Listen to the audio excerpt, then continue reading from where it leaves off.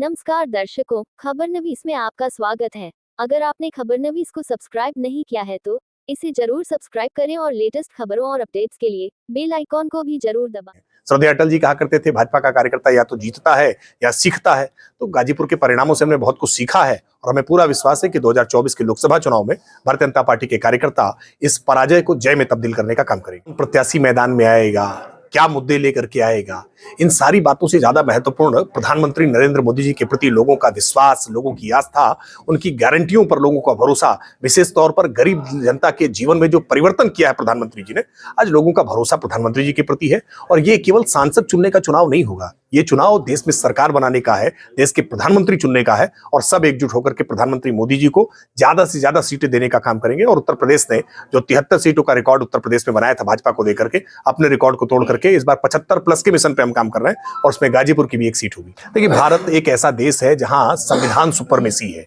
जहां न्यायपालिका को लोग स्वीकार करते हैं, न्यायपालिका का जो भी निर्णय आता है, किसी ओवैसी के बयान से या किसी मौलाना मुफ्ती के फतवे से ये देश नहीं चल सकता है। ये देश न्यायपालिका के फैसलों से और देश के संविधान के निर्णयों से।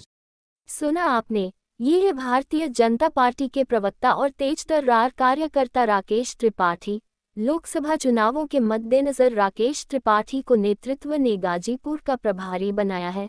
रविवार को राकेश त्रिपाठी का गाजीपुर आना हुआ, जहां भारतीय जनता पार्टी के कार्यकर्ताओं और शुभचिंतकों ने इनका फूल मालाओं से स्वागत किया। स्थानीय पत्रकारों से बातचीत में गाजीपुर के बीजेपी प्रभारी ने 2024 लोकसभा चुनावों को जीतने और प्रधानमंत्री नरेंद्र मोदी के नेतृत्व में पुनः सरकार बनाने का दावा किया है। इन्होंने दावा किया है कि इस बार जनता बीजेपी का अपना ही रिकॉर्ड तोड़कर नरेंद्र मोदी के कार्यों को देखते हुए उनके विश्वास पर चुनाव लड़कर उत्तर प्रदेश में अपना ही रिकॉर्ड तोड़ने जा रही है और 75 से ज्यादा सीटें जीतेगी, जिसमें गाजीपुर भी होगी। देखिए, जब खेल कूद होता है, खेलते हैं बच्चे, तो निश्चित तौर पर शारीरिक स्वास्थ्य की दृष्टि से भी उत्तम होता है और देश के लिए अच्छे एथलीट, अच्छे खिलाड़ी इन्हीं प्रकार के छोटे छोटे आयोजनों से निकल करके जाते हैं। कोई ये विरासत के आधार पर आयोजन नहीं होते हैं, ये आयोजन स्वाभाविक प्रकृति जिनकी होती है, जो जुनून के साथ, जज्बे के साथ, लगन के साथ अपने खेत खलिहानों से निकल करके, अपने गली मोहल्ले गांवों से निकल करके देश के नाम को ऊंचा करने का काम, भारत के तिरंगे को मजबूत करने का काम करते हैं। इसलिए गाजीपुर विशेष तौर पर वैसे भी विख्यात है कि जब जब देश पर आवश्यकता होती है तो गाजीपुर के युवा नौजवान सबसे आगे दिखाई पड़ते हैं। ऐसे में आज मिनी मैराथन का आयोजन हुआ, बहुत शानदार आयोजन था। इसके लिए आयोजकों को भी शुभकामनाएं और जो खिलाड़ियों ने प्रतिभाग किया है उनको भी ढेर सारी शुभकामनाएं। जिस तरीके से गाजीपुर की अगर हम बात करें तो गाजीपुर में पिछले विधानसभा चुनाव में एक भी सीट बीजेपी की नहीं निकल पाई। आने वाले 27 में क्या लगता है सर? 24 का खैर उससे पहले चुनाव है, 24 में भी क्या उसको देखते हैं सर? देखिए, भारतीय जनता पार्टी ने गाजीपुर की कई सीटों को पहले जीता है और जीत और हार ये चुनाव में होती है। हर जीत के बाद भारतीय जनता पार्टी उत्साह में होती है और पराजय अगर परिणाम में आता है तो हम चिंतन करते हैं, आत्ममंथन करते हैं और उससे क्या सबक है ये सीखने का प्रयास करते हैं। श्रद्धेय अटल जी कहा करते थे, भाजपा का कार्यकर्ता या तो जीतता है या सीखता है। तो गाजीपुर के परिणामों से हमने बहुत कुछ सीखा है और हमें पूरा विश्वास है कि 2024 के लोकसभा चुनाव में भारतीय जनता पार्टी के कार्यकर्ता इस पराजय को जय में तब्दील करने का काम करेंगे। सर, जिस तरीके से अफजाल अंसारी की संसदीय सदस्यता बहाल मानी जा रही है, बताई जा रही है और परिवार भी धम भर रहा है कि अब अफजाल अंसारी फिर से लोकसभा चुनाव में किस्मत आजमाएंगे। हो सकता है इंडिया गठबंधन के किसी अन्य दल से हो या बीएसपी से ही संभवतः हो, लेकिन वो आएंगे जरूर, इस तरह का दावा किया जा रहा है। तो गाजीपुर में अगर मनोज सिन्हा को छोड़ दिया जाए तो फिर कौन प्रत्याशी, क्या लगता है? देखिए, कौन प्रत्याशी मैदान में आएगा, क्या मुद्दे लेकर के आएगा, इन सारी बातों से ज्यादा महत्वपूर्ण प्रधानमंत्री नरेंद्र मोदी जी के प्रति लोगों का विश्वास, लोगों की आस्था, उनकी गारंटियों पर लोगों का भरोसा, विशेष तौर पर गरीब जनता के जीवन में जो परिवर्तन किया है प्रधानमंत्री जी ने, आज लोगों का भरोसा प्रधानमंत्री जी के प्रति है। और ये केवल सांसद चुनने का चुनाव नहीं होगा, ये चुनाव देश में सरकार बनाने का है, देश के प्रधानमंत्री चुनने का है और सब एकजुट होकर के प्रधानमंत्री मोदी जी को ज्यादा से ज्यादा सीटें देने का काम करेंगे। और उत्तर प्रदेश ने जो 73 सीटों का रिकॉर्ड उत्तर प्रदेश में बनाया था भाजपा को देकर के, अपने रिकॉर्ड को तोड़ करके इस बार 75 प्लस के मिशन पे हम काम कर रहे हैं और उसमें गाजीपुर की भी एक सीट होगी। सर, श्री कृष्ण भूमि पर 2 दिन पहले जो है मुस्लिम पक्ष की याचिका वो खारिज सुप्रीम कोर्ट ने किया है, बावजूद मुस्लिम लोग जो है उसे मानने तो खासकर ओवैसी। देखिए, भारत एक ऐसा देश है जहां संविधान सुपरमेसी है, जहां न्यायपालिका को लोग स्वीकार करते हैं, न्यायपालिका का जो भी निर्णय आता है।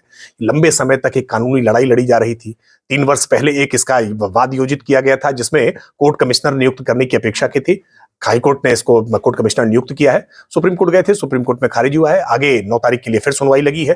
किसी भी व्यक्ति को यह अधिकार है कि वो अपने अनुतोष के लिए, अपनी याचना के लिए कोर्ट में जा सकता है और कोर्ट गुण दोष के आधार पर परीक्षण करके मेरिट के आधार पर फैसला देती है। कोर्ट कमिश्नर की नियुक्ति होगी, कोर्ट कमिश्नर जाकर के मौके पर देखेगा साक्ष्य क्या है, तथ्य क्या है, अन्वेषण होगा और जो कोर्ट निर्णय करेगा उसको सबको स्वीकार करना है। किसी ओवैसी के बयान से या किसी मौलाना मुफ्ती के फतवे से ये देश नहीं चल सकता है। ये देश न्यायपालिका के फैसलों से और देश के संविधान के निर्णयों से चलेगा।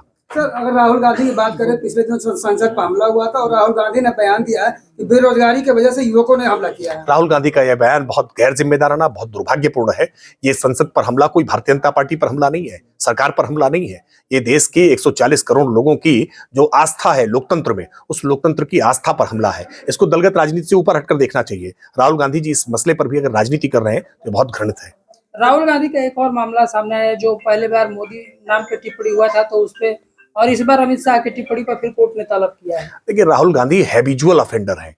वो लगातार इस तरह के अपराध करते हैं, अपराध में सजा मिलती है, उसके बावजूद अपनी इन गलतियों से सीखने को तैयार नहीं है। मुझे उम्मीद है कि आने वाले समय में न्यायपालिका उनके लिए और कठोर दंड के प्रावधान करेगी, क्योंकि किसी भी व्यक्ति को यह इजाजत दी जा सकती है कि वो किसी समुदाय, किसी जाति, किसी लिंग, किसी क्षेत्र, किसी भाषा के आधार पर किसी पर कोई अपमानजनक टिप्पणी करे। किसी समुदाय की भावनाओं को आहत करने का अधिकार किसी सांसद, किसी पीएम, किसी सीएम या किसी अधिकार क्षेत्र रखने वाले को नहीं है कि कोई किसी समुदाय की भावना को आहत करे। 2024 चुनाव से पहले राम मंदिर का उद्घाटन और विपक्ष भी जाने को तैयार है, तो क्या लगता है कि विपक्ष जिस तरीके से शीर्ष नेतृत्व, चाहे बसपा हो चाहे सपा हो, ये सभी दल के लोग जो है उसमें सहभागिता निभाने की तैयारी में जुटे हुए हैं, तो क्या लगता है कि सर बीजेपी के इसमें वो छेद या? देखिए, विपक्ष हैरान और परेशान है, तय नहीं कर पा रहा है कि क्या करें। विपक्ष ने लगातार हर संभव प्रयास किया कि कैसे राम जन्मभूमि पर मंदिर ना बनने पाए, रोड़े अटकाने का काम किया, लटकाने, अटकाने, भटकाने का काम किया, लेकिन सारी बाधाओं को पार करके आज प्रभु रामलला का भव्य मंदिर दिव्य स्वरूप में वहां बन रहा है। प्रधानमंत्री मोदी जी 22 तारीख को प्राण प्रतिष्ठा उसकी करने के लिए स्वयं आ रहे हैं। उसका भव्य विग्रह स्थापित हो, भव्य मंदिर स्थापित हो, इसके लिए स्वयं आ रहे हैं। इन सारी बातों से विपक्ष परेशान है। अब विपक्ष को लगता है कि शायद राम जी ही बेड़ा पार कर दें, इसलिए वो आशीर्वाद लेने जा रहा है। हमारी शुभकामनाएं हैं, भगवान राम उनको सद्बुद्धि दें ताकि आने वाले समय में वो हिंदुओं को लेकर के, धर्म को लेकर के, आस्थाओं को लेकर के टिप्पणियां करना बंद करें, साधु संतों को लेकर के टिप्पणियां करना बंद करें। हिंदुओं का अपमान अब देश में सहा नहीं जा सकता है। आज कहा है कि मोहन यादव को मुख्यमंत्री बनाना मध्य प्रदेश का, यादव और ओबीसी में क्या एक भाजपा का सोची समझी राजनीति बनाना है? देखिए, भारतीय जनता पार्टी किसी परिवार के आधार पर नहीं बनाती है। समाजवादी पार्टी दावा करती है कि वो यादवों की पार्टी है, लेकिन सैफई कुनबे के अलावा दूसरे यादव उन्हें पसंद नहीं आते हैं। पार्टी का नेतृत्व तो नहीं सौंप सकते, मुख्यमंत्री नहीं बना सकते। भारतीय जनता पार्टी ने तो बना करके दिखा दिया। भारतीय जनता पार्टी जाति के आधार पर विचार नहीं करती है, सर्वस्पर्शी हो, सबको साथ लेकर के चलेंगे। सबका साथ सबका विकास केवल यूं ही कहा नहीं है, बल्कि सबका विश्वास और सबका प्रयास उसमें सुनिश्चित कराने का काम प्रधानमंत्री नरेंद्र मोदी जी की नीतियों के कारण हुआ है। आज प्रधानमंत्री जी वाराणसी के दौरे पर हैं, देखिए, प्रधानमंत्री जी केवल पीएम ही नहीं है, वो वाराणसी के एमपी भी हैं, काशी के एमपी भी हैं, और पीएम रहते हुए भी, अपनी बड़ी जिम्मेदारियों का निर्वहन करते हुए भी काशी के एमपी की जिम्मेदारी भी लगातार निभाते हैं। वो काशी के साथ एक अटूट जुड़ाव रखते हैं। और आज जो काशी का कायाकल्प हुआ है ना, गलियां वही हैं लेकिन चमकती हुई है। नमस्कार दर्शकों, खबरनवीस में आपका स्वागत है। अगर आपने खबरनवीस को सब्सक्राइब नहीं किया है तो इसे जरूर सब्सक्राइब करें और लेटेस्ट खबरों और अपडेट्स के लिए बेल आइकॉन को भी जरूर दबाएं।